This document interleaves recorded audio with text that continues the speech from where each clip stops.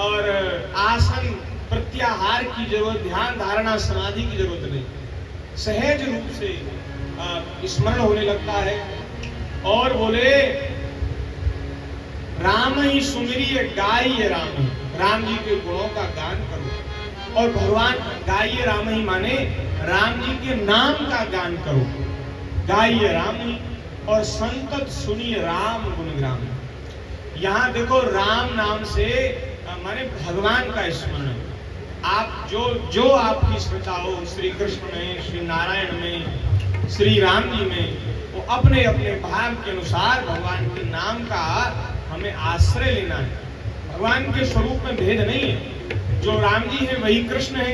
यहाँ तो गोस्वामी जी की पंक्ति को हम कह रहे हैं, इसलिए गोस्वामी जी कह रहे राम ही सुमिरिये गाइए राम ही, संतत सुनिए राम गुण ग्राम ही।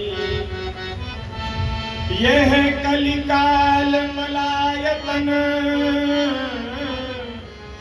मन कर देख विचार, श्री रघुनाथ नाम तजी नाहिन आन आधार। भगवान के नाम को छोड़कर कोई दूसरा आश्रय इस कलिकाल में नहीं है। और क्या और कौन सा ऐसा साधन है जो हमारा भला कर दे, कल्याण कर दे? कोई दूसरा साधन नहीं है। महाराज भक्ति महारानी ने नारद जी से पूछा, हे नारद जी, कलिकाल में बड़े दोष हैं और कलिकाल के कारण, इस कलयुग के कारण ही मेरी दुर्दशा हो रही है। भक्ति महारानी वृद्ध हो गई और बेचारी पूरे भारत में घूमती फिरी, लेकिन कहीं उनको शांति नहीं मिली। उनके बेटा ज्ञान और वैराग्य वे भी बड़े वृद्ध, दुखी, रुग्ण वृंदावन में आई तो भक्ति महारानी युवती हो गई, लेकिन ज्ञान वैराग्य बूढ़े ही बने रह गए, मूर्छा दूर नहीं हुई। वहां से नारद जी विचरण करते हुए वृंदावन से गुजरे। नारद जी को रोक लिया भक्ति देवी ने, कहा कि हे साधु, हे महात्मन, आप मेरा ये जो दुख है इसको दूर कीजिए, उपाय कीजिए। नारद जी ने कहा, आप कौन हैं, कहां से आई हैं? उन्होंने अपना परिचय बताया, मैं भक्ति हूँ, ये मेरे पुत्र ज्ञान वैराग्य हैं, हमारी ऐसी अवस्था हो गई है, महाराज इसका कारण क्या है?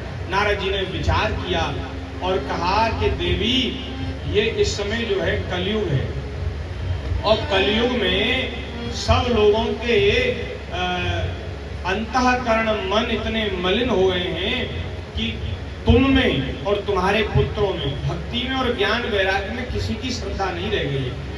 सब लोग पेट के धंधे में लगे हैं, भजन में, भक्ति में रुचि लोगों की नहीं है। तुम्हें कोई पूछने वाला नहीं, इसलिए तुम वृद्ध हो गई थी। लेकिन धन्यम वृंदावनम तेना भक्तिर नृत्यति यत्र चा, ये वृंदावन की भूमि धन्य है जहां आज भी भक्ति नृत्य कर रही है। वृंदावन के संयोग से आप तो तरुणी हो गई, युवती हो गई, लेकिन आपके पुत्र ज्ञान वैराग्य ये वृद्ध बने हुए हैं, क्योंकि इनको तो यहाँ भी कोई पूछने वाला नहीं है। हमारे वृंदावन में ज्ञान वैराग्य को ज्यादा महत्व नहीं दिया जाता, वहां तो प्रेम की, ये तो प्रेम की बात है। उद्धव जी भी गए ज्ञान का पाठ पढ़ाने गोपियों को, गोपियों ने महाराज उनका सारा घमंड, नशा, ज्ञान का नशा जो हो रहा सब उतार दिया और फिर गोपियों की चरणों की रज में लोटपोट हो गए।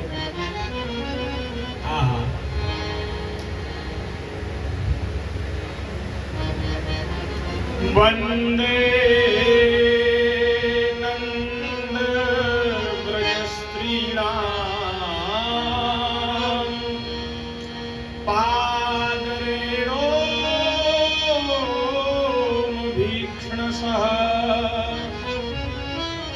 यासां हरिकथो गीतम पुनाति भुवनत्रयम्। गोपियों की जनरज की वंदना कर रहे हैं उद्धव जी। परम ज्ञानी बृहस्पति जी के शिष्य, ज्ञान की सर्वोच्च कक्षा पर विराजमान उद्धव जी महाराज, जो आत्म अनात्म का विवेक रखते थे, तो उनको भेजा तो गया कि आप गोपियों को कुछ ज्ञान का उपदेश देकर के उनको सांत्वना प्रदान करो, जिससे वे मेरे स्मरण में इतनी दुखी हो रही है, व्याकुल हो रही, वियोग के कारण उनको ये वियोग न हो। लेकिन महाराज उनकी तो उल्टी गति हो गई, वे गोपियों के चेला बन गए। गोपियों, आप मुझे शिष्य बना लो और मेरे ऊपर कृपा करो, कुछ प्रेम की छींटे मुझे भी पड़ जाए।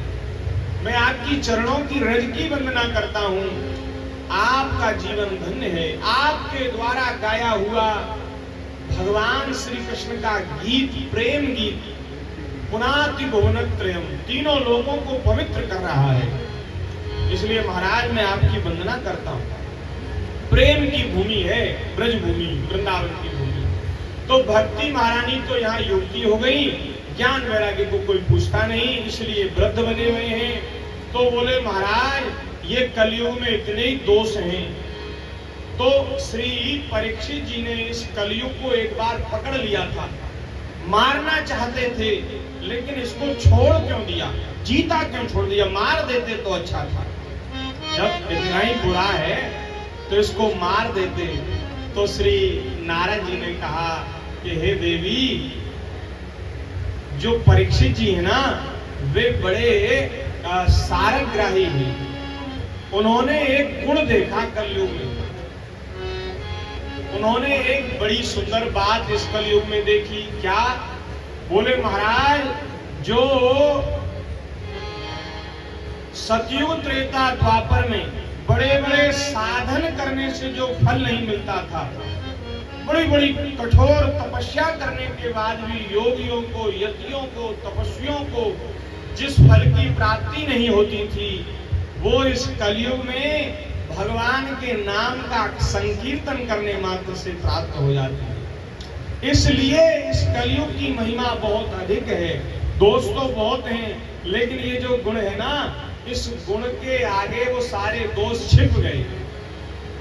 इसमें गुण इतना ज्यादा है कि उन दोषों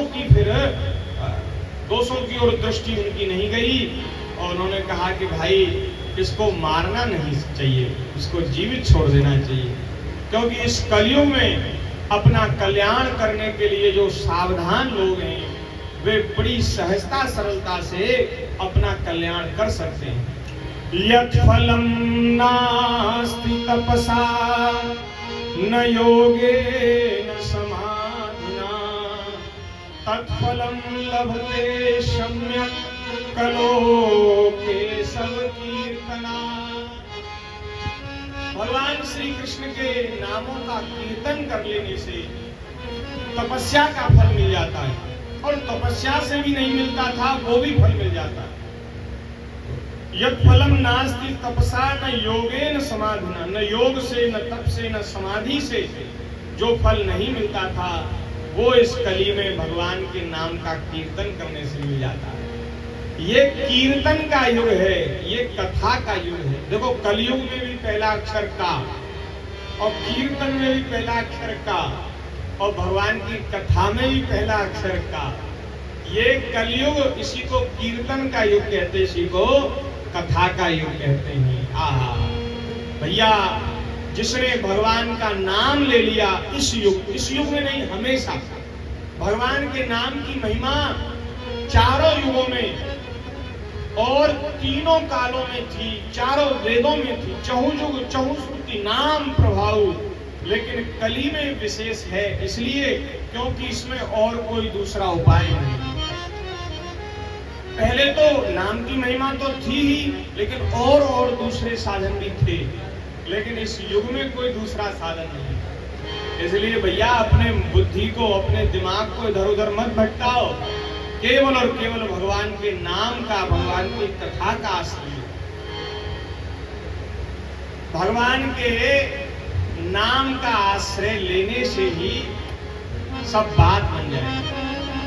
यत् फलम नास्ति तपसा न योगेन समाधिना तत्फलं लभते सम्यक् कलो केशव कीर्तना। जिसने भगवान का नाम ले लिया उसने सारे साधन कर लिए। चहु जुग चहु श्रुति नाम प्रभाव कलि विशेष नहीं आन उपाऊ। कली में विशेष भगवान के नाम की महिमा है।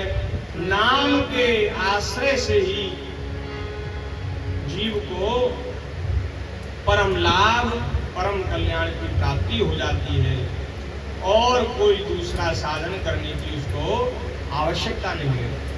इसलिए महाराज श्री परीक्षित जी ने कलयुग को छोड़ दिया। और ऐसा महाराज एक जगह ऐसी बात आई है कि जो सतयुग में 100 वर्ष तक साधन करने से जो फल मिलता था वही त्रेता में युग धर्म के कारण 1 वर्ष में प्राप्त होने लग गया। जो 100 वर्ष में होता था वो 1 वर्ष में। और बोले महाराज जो त्रेता में 1 वर्ष में साधन करने से प्राप्त होता था वो फल द्वापर में 1 महीने में प्राप्त होने लग गया। क्योंकि द्वापर में लोगों का जो सामर्थ्य है, लोगों की जो योग्यता है वो थोड़ी कम हो गई पहले से। अब कलयुग में तो बिल्कुल ही नष्ट हो गई। हम लोगों की सामर्थ्य योग्यता बहुत कम हो गई। इसलिए जो सतयुग में 100 वर्ष साधन करने से, त्रेता में 1 वर्ष साधन करने से, द्वापर में 1 महीना साधन करने से जो फल प्राप्त होता था वो कलयुग में 1 दिन के साधन से, भजन से प्राप्त हो जाता। देखो कितनी बड़ी महिमा है। इसलिए श्री कृष्ण गोविंद हरे मुरारे हे नाथ नारायण वासुदेव। श्री कृष्ण गोविंद हरे मुरारे हे नाथ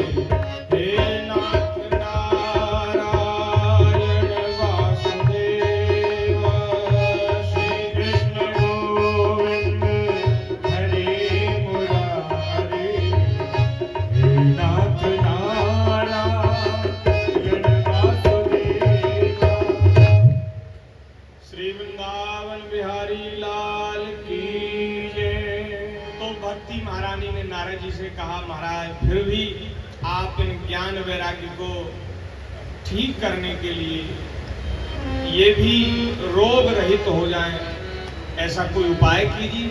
नारद जी ने कहा जरूर करेंगे, आपको भी स्वस्थ कर देंगे, इनको भी स्वस्थ कर देंगे। तो उन्होंने वृंदावन की भूमि में यमुना जी के किनारे उन्होंने महाराज वेद पाठ सुनाया, गीता का पाठ, वेदांत का पाठ और नाना प्रकार की मंत्र ऋचाएं, ज्ञान वैराग्य के जो बूढ़े वृद्ध अधेड़ पुरुषों के रूप में पड़े थे। भक्ति महारानी युवती के रूप में हैं और वे पुरुषों के रूप में वहां पड़े हैं। उनके कान में वेदांत का घोष किया, वेद सुनाया। वो थोड़े से जमाई ली उन्होंने जमाई, लेकिन वो चेतना को प्राप्त नहीं, उनकी मूर्छा दूर नहीं हुई।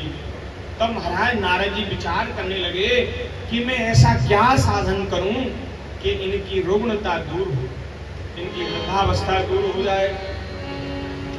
तो उस समय महाराज आकाशवाणी हुई। आकाशवाणी ने कहा कि हे नारद जी, आप जो ये साधन कर रहे हैं भक्ति का दुख दूर करने के लिए, ये बहुत श्रेष्ठ है, ये आपके योग्य है, बहुत अच्छी बात, करना चाहिए। आप जैसे साधु, आप जैसे संत, वे दूसरों के दुखों को देखकर द्रवित हो जाते हैं, इसलिए आप उचित कर रहे हैं। आपको हम एक उपाय बता रहे हैं। क्या उपाय? आकाशवाणी ने कहा कि आप ज्ञान वैराग्य का दुख दूर करने के लिए सत्कर्म का अनुष्ठान करो। अब नारद जी ने पूछा सत्कर्म क्या होता है? तो बोले सत्कर्म आपको बताएंगे कोई पहुंचे हुए संत, कोई पहुंचे हुए संत बताएंगे कि सत्कर्म क्या होता है। ऐसा कहकर आकाशवाणी तो मौन हो गई। अब नारद जी बड़े सोच में पड़ गए कि कौन ऐसे संत हैं जो मुझे बताएंगे सत्कर्म क्या होता है। अब आप ऋषि मुनि महात्माओं के आश्रमों में जा करके पूछने लगे। और सब बात बताई कि आकाशवाणी ने मुझे आदेश दिया है, क्या करूं? तो महाराज कोई ठीक ठाक उत्तर जिससे नारद जी संतुष्ट हो सके ऐसा नहीं दे सके। वे सोचते थे कि नारद जी को जब नहीं मालूम तो नारद जी तो देवर्षि हैं, ब्रह्मर्षि हैं, भगवान के बड़े भक्त हैं, तो हम क्या बताएं? बोले महाराज हमें तो नहीं मालूम। तो आप घूमते घूमते बद्री नारायण क्षेत्र में विशालापुरी में पहुंचे और वहां इनको सनकादिक भगवान का दर्शन हुआ।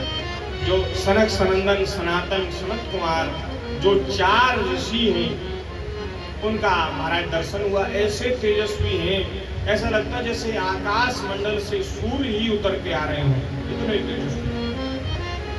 उनको देखकर नारद जी ने प्रणाम किया और उन्होंने कहा महाराज मैं तो आप जैसे ही किसी संत को ढूंढने के लिए व्याकुल था, ढूंढ रहा था, अब आप मुझे मिल गए हैं। आप बताइए कि आकाशवाणी ने किस सत्कर्म का मुझे निर्देश किया है।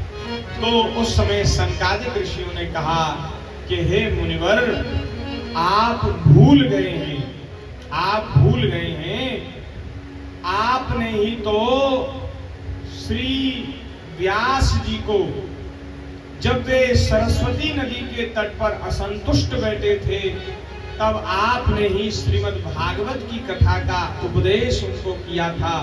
आपने कहा था कि भागवत जी की कथा आप लिखो, कहो, इसकी व्याख्या करो, इससे आपको परम शांति का अनुभव होगा। इसलिए महाराज जिस सत्कर्म का आदेश आकाशवाणी ने किया है वह सत्कर्म है श्रीमद् भागवत की सप्ताह कथा। भागवत जी की कथा अगर उनको सुनाई जाए ज्ञान वैराग्य भक्ति को तो उनका दुख दूर हो जाएगा।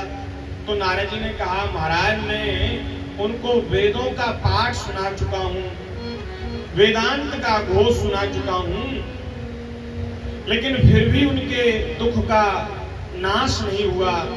तो ये भागवत की कथा भी तो वेद से ही प्रकट हुई है। निगम कल्प तरोर गलितम फलम है। वेदों का, वेद रूपी कल्प वृक्ष का पका हुआ फल है। तो वेदों से ही भागवत प्रकट हुई है। तो जब मैंने वेद का पाठ सुनाया तब उनकी मूर्छा दूर नहीं हुई, तो भागवत की कथा से कैसे दूर होगी? तो सनकादिक ऋषियों ने कहा महाराज भले ही ये वेद से प्रकट हुई है लेकिन ये वेद का सार है, वेद का फल है, इसलिए इसकी विशेष महिमा है। बोले कैसे? जैसे वृक्ष के तने में, वृक्ष की जड़ से लेकर उसके पूरे तने में, उसकी शाखाओं में, उसके पत्तों में, टहनियों में, सब जगह रस होता है वृक्ष का। लेकिन जब वही रस फल के रूप में हमें प्राप्त होता है तो हम उसका आस्वादन कर पाते हैं और उसका अनुभव कर पाते हैं। होता तो अब जो फल है वो वृक्ष से ही बना है, इसका मतलब जो स्वाद फल में है वो वृक्ष में भी कहीं ना कहीं छुपा है। जैसे घी जो है दूध में से निकलता है, तो घी दूध में ही छुपा है, लेकिन उसको एक विशेष विधि से तैयार करके उसको निकाला जाता है, तब वो महाराज घी निकल करके प्रकट होता है और उसका अलग स्वाद, विशेष स्वाद हम लोग ले पाते हैं। दूध में घी का स्वाद नहीं आता। दूध का भी सार है घी, होता तो दूध में ही है लेकिन दिखता नहीं है। इसी प्रकार वृक्ष में सब जगह रस रहता है, लेकिन वह जब फल के रूप में प्राप्त होता है तो हम उसका रस ले पाते हैं।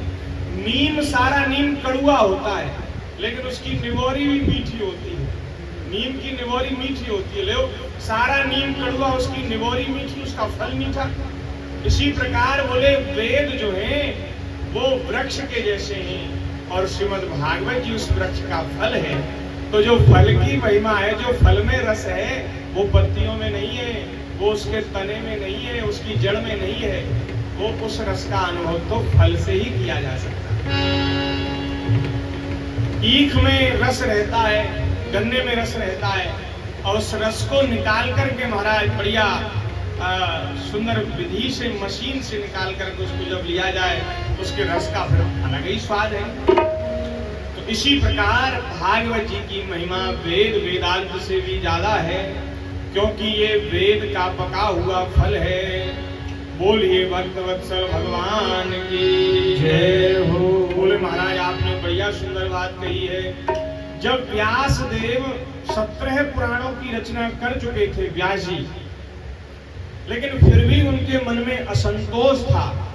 एक ऐसी बात उनके मन में थी, वे सोचते थे कि मैंने जीव जगत के कल्याण के लिए बहुत श्रम किया, लेकिन मैंने जो श्रम किया उस श्रम से अभी लोगों का कल्याण हो नहीं पा रहा, कोई कमी रह रही है। वह कमी क्या है उनको समझ में नहीं आ रही थी। तब नारद जी वहां उपस्थित हुए, प्रकट हुए।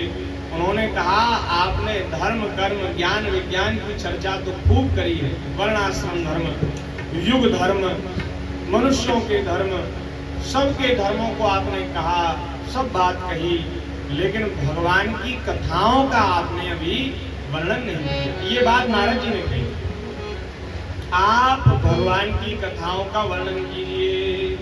तो महाराज, क्योंकि जैसा कल्याण भगवान की कथा सुनने से कहने से होता है, वैसा और किसी धर्म कर्म की ज्ञान विज्ञान की चर्चा से नहीं होता।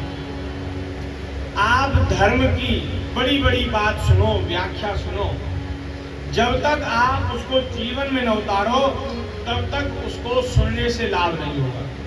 लेकिन भगवान की कथा ऐसी है कि इसको सुनने से ही लाभ हो जाता है। सुनने से ही महाराज ये जीव का कल्याण कर देती है। ऐसी भागवत जी की महिमा है कि अंतिम समय में किसी के कान में भागवत जी के श्लोक पड़ जाए, भागवत जी की कथा पड़ जाए, तो कैसा भी कोई जीव हो उसको भगवान के धाम की प्राप्ति होती है। उसने कुछ किया तो नहीं, अच्छा तो नहीं किया, केवल सुना ही, सुनने मात्र से उन्हें भगवान के धाम की प्राप्ति हो जाती है। परीक्षित जी को सप्ताह कथा के श्रवण से मुक्ति हो गई, केवल सुना ही तो सही, उन्होंने साधन तो कोई नहीं किया, सुनने मात्र से मुक्ति हो जाती है। ऐसी भागवत की महिमा है, इसलिए आप भागवत जी की कथा का गान करिए।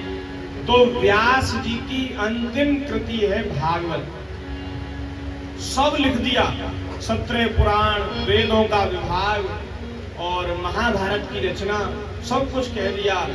और अंत में सारी बात एक जगह, सर्व पुराण वेद इतिहास सब की बात, सार बात उन्होंने भागवत के रूप में कही।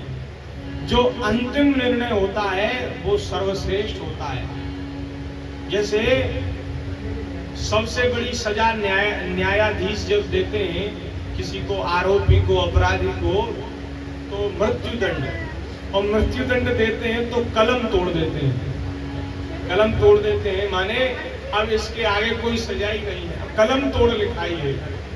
इसी प्रकार ये भागवत जो है कलम तोड़ लिखाई है, इसके आगे कुछ कल्याण की बात बाकी ही नहीं रही। अब उन्होंने पेंसिल, अपना कलम रख दी, पेन रख दिया, अब इसके आगे हमें कुछ लिखना ही नहीं। जो लिखना था, जो कहना था, वो सब भागवत जी में व्यास जी ने कह दिया। ऐसी महाराज सुंदर भागवत जी की कथा है। तो अब महाराज नारद जी ने सनकादि ऋषियों से कहा कि प्रभु आप ही हमें कथा सुनाओ। तो बोले कहाँ कथा हो? तो हरिद्वार में गंगा जी के तट पर एक आनंद नाम का घाट है। बोले वहाँ बड़ी सुंदर महाराज मैदान है और गंगा जी की तट पर बड़ी सुंदर बालू है, वृक्षों की छाया है और छाया में बैठ करके और वहाँ महाराज कथा होगी। गंगा यमुना आदि नदियों के तट पर कथा कीर्तन करने की, सुनने की विशेष महिमा है। तो नारद जी और शनकादिक भगवान वहां पहुंचे। बोले ये भक्ति ज्ञान वैराग्य तो यहाँ वृंदावन में यमुना जी के तट पर है, आप कह रहे हैं हरिद्वार चलो। और बोले महाराज जहाँ कथा होगी ये भक्ति ज्ञान वैराग्य अपने आप वहाँ उपस्थित हो जाएंगे, भागवत की कथा जहाँ होगी वहीं आ जाएंगे। अब तो शनकादिक भगवान ने कथा सुनाने के लिए कह दिया। पूरे ब्रह्मांड में इस कथा का हल्ला हो गया और सब महाराज ऋषि मुनि महात्मा, सभी तीर्थ, सभी नदियां, सभी वेद वेदांत मंत्र तंत्र सत्रह पुराण वे सब मूर्तिमान होकर के कथा सुनने के लिए उपस्थित हुए। देवता भी आए। जो जो भगवत कथा के रसिक विष्णु भक्त थे वे दौड़ दौड़ कर आने लगे और जो दौड़ करके आए उनका नाम लिख दिया गया। कौन कौन आए दौड़ करके? भृगु जी, वशिष्ठ जी, च्यवन जी, गौतम, मेधातिथि, देवल आदि ऋषि, गंगा आदि नदियां, पुष्कर आदि सरोवर, कुरुक्षेत्र आदि समस्त क्षेत्र, सारी दिशाएं, महाराज देव गंधर्व दानव सभी कथा सुनने आने लगे। उनका नाम लिख दिया गया। जो अपने अभिमान के कारण नहीं आए, महर्षि भृगु उन्हें समझा करके बोले भाई ऐसी कथा दुर्लभ है। भागवत की कथा उसके प्रवक्ता शनकादिक भगवान न भूतो ना भविष्यति, आगे भी ऐसी नहीं होगी, तो इसलिए आप सब चलो। तो भृगु जी उनको मना करके लाए। तो बोले भैया कथा होती है तो जो दौड़ करके आते हैं उनका नाम ठाकुर जी की डायरी में रजिस्टर में लिख दिया जाता है। बिना बुलाए दौड़ करके जो कथा सुनने के लिए आते हैं और जो निमंत्रण पत्र देने से, मनाने से, समझाने से आते हैं उनका नाम नहीं लिखा जाता। तो ठाकुर जी के रजिस्टर में नाम लिखाना हो तो दौड़ दौड़ करके कथा सुनने के लिए जाना चाहिए। बोलिए भक्त वत्सल भगवान की जय। और महाराज कथा सुनाने के लिए शनकादिक भगवान दीक्षित हुए हैं। नारद जी ने सुंदर आसन पर उनको विराजमान किया है। सभी श्रोताओं ने उनकी वंदना की है और सभी यथा स्थान बैठ गए हैं, विराजमान हो गए हैं। तब सूत जी महाराज कहते हैं कि शनकादिक ऋषियों ने भागवत का महात्म सुनाया। अथ ते वर्ण्यते स्माभिर्महिमा सुख शास्त्रजः यस्य श्रवण मात्रेण मुक्ति करतले स्थिता। उन्होंने कहा सभी श्रोताओं आप सावधान होकर के भागवत के महात्म का श्रवण करो। भागवत की कथा सुनने मात्र से मुक्ति ही करतले स्थिता। बोले मुक्ति हथेली पर आ जाती है। हथेली पर लड्डू रख दिया जाए भगत जी तो खाने में कितनी देर लगेगी? हथेली पर लड्डू आ जाए तो मुख में रख लो जय सिया राम। तो मुक्ति हथेली पर आ जाती है। कैसे? श्रवण मात्रेण, सुनने मात्र से। और कोई योग यज्ञ जप तप नियम कुछ नहीं करना पड़ेगा। अरे कथा सुनने मात्र से मुक्ति हाथ लग जाएगी। और जिसके हाथ में लड्डू हो वो चाहे तो दूसरे को भी दे सकता है? तो जिसके हाथ में मुक्ति आ जाए वो महाराज फिर दूसरे को भी मुक्त कर सकता है। ऐसी ऐसी भगवान की कथा की महिमा है। इसलिए सदा सेव्या श्रीमद् भागवती कथा यस्याः श्रवण मात्रेण हरिश्चित्तम समाश्रयेत्। इसलिए भगवान की कथा सदा सुननी चाहिए। सदा सुनो, सदा सुनो, सदा सुनिया। ये ऐसा नहीं है कि सारे तीर्थ बार बार और गंगा सागर एक बार। तो जैसे गंगा सागर एक बार करते हैं ऐसे कथा नहीं है, एक बार करने की नहीं है। कथा तो बार बार सुननी चाहिए। कथा तो बार बार सुननी चाहिए। जैसे भी हो, जहां भी हो, भगवान की कथा सुनो। क्योंकि देखो, परीक्षित जी को तो एक बार सुनने से ही मोक्ष मिल गया। कैसे मिल गया? परीक्षित जी सुनने बैठे हैं, किस भाव से सुनने बैठे हैं? संसार से बिल्कुल संबंध तोड़ करके बैठे, गंगा जी के तट पर बैठे हैं। मृत्यु का भय नहीं है, उन्हें मालूम है कि 7वें दिन मृत्यु होने वाली है, मरना ही है। तो शरीर से भी उनका संबंध, राग छूट गया। शरीर की, संसार की आसक्ति को जो तोड़ करके बैठे हैं कथा में, अब कछुनाथ न चाहिए मोरे, दीन दयाल अनुग्रह तोरे। जिनके हृदय में कोई कामना वासना शेष ही नहीं रह गई, अब तो प्रभु आपके दर्शन के बिना नहीं रहा जाता। आपके दर्शन ही करने और कोई दूसरी इच्छा नहीं है। ऐसी स्थिति लेकर के कोई बैठे, अंतःकरण की ऐसी स्थिति हो और कथा सुनने बैठे, तो भैया कथा 7 दिन नहीं, उसको तो एक बार भगवान श्री कृष्ण का नाम सुना दिया जाए, उसी से उसका कल्याण हो जाएगा। लेकिन हम लोगों की ऐसी स्थिति नहीं है। तो ऐसी स्थिति हम लोगों की बने, उस हृदय की स्थिति तक हम पहुंचे, इसलिए हमें बार बार कथा सुननी। धीरे धीरे हमारा अंतःकरण भी ऐसा बन जाए कि फिर संसार की कोई इच्छा मन में न रह जाए, केवल भगवान की प्राप्ति की, ठाकुर जी के दर्शन की एक लालसा मन में रह जाए। तो महाराज कथा सुनी जाए तो एक कथा में ही मुक्ति हो जाएगी, नहीं तो सदा सेव्या श्रीमद् भागवती कथा, भगवान की कथा सदा सुनो। क्योंकि इसके श्रवण मात्र से भगवान श्री हरि चित्त में आ जाते हैं, सुनने से भगवान हृदय में विराजमान हो जाते हैं। इसमें भागवत की इस कथा में 18,000 श्लोक हैं, 18,000 श्लोक हैं, 12 स्कंद हैं, 12 स्कंद हैं। और महाराज परीक्षित जी और सुखदेव जी का संवाद है। सुखदेव जी ने परीक्षित जी को सुनाया है, ऐसी भागवत की कथा सुनो, शृणु भागवतम चतत। बोले जीव जो है तभी तक संसार चक्र में भटकता है। बोले कब तक? बोले जब तक उसके कान में श्रीमद् भागवत की कथा नहीं पड़ती। कान में जब कथा पड़ जाती है तो फिर उसका संसार चक्र नष्ट हो जाता है, छूट जाता है। तावत् संसार चक्रेस्मिन् भ्रमते ज्ञानतः पुमान्, यावत् कर्णगता नास्ति सुख शास्त्र कथा क्षणम्। इसलिए बहुत से शास्त्रों की क्या आवश्यकता? बोले बहुत से पुराणों के चक्कर में पढ़ोगे तो भ्रमित हो जाओगे। हाँ, बोले किसी शास्त्र की, पुराण की जरूरत नहीं। जो व्यास जी की अंतिम कृति है, व्यास जी ने ही हमारा सारा जो वाङ्मय है, वैदिक साहित्य है, वो सब व्यास जी के द्वारा ही प्रणीत है, उन्हीं के द्वारा बनाया है।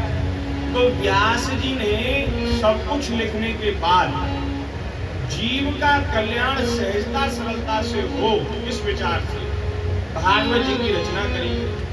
तो जो उन्होंने पहले लिख दिया वो ज्यादा महत्वपूर्ण है, उसकी ज्यादा महिमा है कि जो अंतिम में सब कुछ लिखने के बाद कहा, उसकी ज्यादा महिमा है। इसलिए यहाँ सनकादिक ऋषि कह रहे हैं दूसरे पुराणों की, दूसरे शास्त्रों की अब भैया आवश्यकता नहीं है। एकम भागवतम शास्त्रम मुक्ति दानेन गर्जति। मुक्ति देने के लिए एक भागवत शास्त्र ही गर्जना कर रहा है, गरज रहा है। इसलिए भागवत जी की शरण लेनी चाहिए। बड़ी सुंदर महिमा उन्होंने कही है। क्या कहना? बोले जिन घरों में रोज भागवत जी के श्लोकों का पाठ होता है, वे घर तीर्थ के समान पवित्र बन जाते हैं। जो लोग उन घरों में रहते हैं, उनके सारे पाप नष्ट हो जाते हैं और वे अंतिम में भगवान के धाम जाते हैं। गंगा, गया, काशी, पुष्कर, प्रयाग में जाने से जो पुण्य नहीं मिलता वो भागवत की कथा सुनने से मिल जाता है। बोले महाराज बड़े बड़े यज्ञ, अश्वमेध, वाजपेय, राजसूय यज्ञ, बोले उनको करने का जो पुण्य है, बोले वो पुण्य भागवत जी की कथा के 16वें अंश की बराबरी भी नहीं कर सकता। 16वें अंश की भी बराबरी नहीं कर सकता। इसलिए भैया भागवत जी की कथा का श्रवण करना चाहिए। जो अंत काल में भागवत की कथा सुन लेते हैं वो गोविंद के वैकुंठ धाम को प्राप्त होते हैं। ये तो हुई सुनने वालों की महिमा, और जो नहीं सुनते, जिन्होंने कभी कथा नहीं सुनी, उनकी भी महिमा है। उनकी क्या महिमा है? आजन्मात्रमपियेन सखेन किंचित् चित्तम विधाय सुख शास्त्र कथान पीता। जिन्होंने पूरे जीवन में कभी महाराज रस लेकर एकदम भाव में भर करके कभी भागवत की कथा नहीं सुनी, बोले वे कैसे हैं? चांडालवत् खरवद्वत्तेन नीतम मिथ्या स्वजन्म जननी जन दुख भाजा। बोले वे तो धरती के बोझ हैं, मिथ्या है उनका जन्म, बेकार ही जन्म लिया। अरे वे तो अपनी माता को दुख देने के लिए आए। चांडाल है, खर है, खर माने होता है गधा। जिन्होंने भगवान की कथा नहीं सुनी वे ऐसे हैं। बोले वे जीवित व्यक्ति मुर्दे के समान है, पाप कर्मा है, जिसने सुख कथा के वचनों को नहीं सुना, सुखदेव जी की इस कथा को नहीं सुना। दिक्तम नरम पशु समम मुनिवार रूप मेवं वदन्ति दिवि देव समाज मुख्या। ऐसा देवता कहते हैं महाराज, वे लोग तो पशु के समान हैं, पृथ्वी के भार हैं, जो भागवत की कथा नहीं सुनते। इसलिए भैया पृथ्वी का भार नहीं बनना है, हमें तो भाग्यशाली बनना है, हमें तो धन्य होना है, कृतज्ञ होना है। भार बनने के लिए मनुष्य शरीर नहीं है, ये तो परम उपलब्धि प्राप्त करने के लिए जीवन का जो सर्वश्रेष्ठ फल है उसकी प्राप्ति के लिए मनुष्य शरीर है। इसलिए हमें मनुष्य शरीर की जो जिसमें सार्थकता है वो काम करना चाहिए। दुर्लभेव कथा लोके श्रीमद्भागवतोद्भवा कोटि जन्म समुत्थेन पुण्यमेव लभ्यते। करोड़ों जन्मों के पुण्य किसी के जब उदित होते हैं तब उसे ये दुर्लभ कथा मिलती है, दुर्लभ भागवत की कथा प्राप्त होती है। बोले इसमें महाराज दिनों का कोई नियम नहीं है, कितने भी दिन की कथा सुनी जा सकती है, लेकिन कली में नियमों का पालन करके सत्य, सोच, सदाचार और पवित्रता आदि जो नियम हैं उनका पालन करके बहुत दिनों तक कथा सुनना कठिन है। इसलिए सप्ताह कथा में महाराज बड़ी भारी महिमा भगवान ने भर दी। ठाकुर जी ने सप्ताह कथा को बड़ा महिमा में बना दिया। बोले जो सदैव कथा सुनने से फल प्राप्त होता है सदा, वो भागवत की सप्ताह कथा सुनने से प्राप्त हो जाता है। इसलिए भैया सप्ताह कथा की बड़ी महिमा है। सप्ताह यज्ञ बड़े बड़े यज्ञ से बढ़कर है, व्रत से बढ़कर है, तप से भी बड़ा है, तीर्थ सेवन से भी बड़ा है। सप्ताह कथा उसको सुनना तीर्थों के सेवन से बड़ा है। इसकी विशेषता कहाँ तक वर्णन करें, ये सभी से बड़ा है, क्योंकि ये साक्षात भगवान की मूर्ति है, भगवान की शब्दमयी प्रतिमा है, इसलिए इसकी ऐसी बड़ी भारी महिमा है। अब महाराज ये महात्मा का वर्णन हो रहा था, सनकादिक ऋषि सुना रहे नारद जी को, और भी महाराज वहां बड़ी भारी भीड़ है, बहुत श्रोता हैं, सब सुन रहे हैं। उन श्रोताओं के मध्य में भक्ति महारानी अपने पुत्र ज्ञान वैराग्य के साथ प्रकट हो गई। बोलिए भक्ति महारानी की जय।